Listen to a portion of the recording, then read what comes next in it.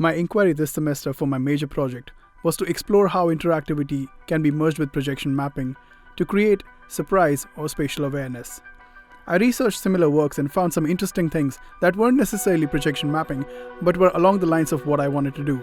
That inspired me to make a trigger-based projection mapping that would pull people's attention when they get close to it. I made a trigger mechanism that allowed me to start videos upon coming close to the projection area. I decided to use a mask. It felt like an interesting metaphor. I did some research on social media addiction and came up with some artboards to create my animation around. I started testing out animations in TV Paint. Sadly, they didn't convey the theme, and they were unsatisfactory. I was designing animations with an online mask reference that was inaccurate from the physical one. I had to readjust the animations later to fit that. I was limiting myself with social media, and upon more inspection, I realized my main idea was about attention. Hence, I refined my inquiry to understand if I could enable people to be more aware of their surroundings and possibly alter their behavior in the space using projection mapping.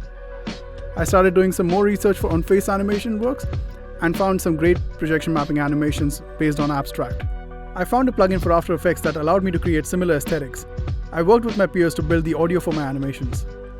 I developed two sets of animations, particle-based and form-based, one for either side. The outcome was a projection mapping that triggered itself when you get closer to the object, my metaphor for feeding it with attention. I set up the projection and documented the event, having people playtest it. People seemed to enjoy it and understood how the thing worked. We had some interesting insights by looking at people interact with it differently. To consider what's next from this moment, there is the possibility of adding another layer of sped up animations to suggest the closer you get, the more erratic it becomes. In conclusion, this project provokes a thought in the user to be more aware of their surroundings, since any element in their surroundings could be a little more than what meets the eye.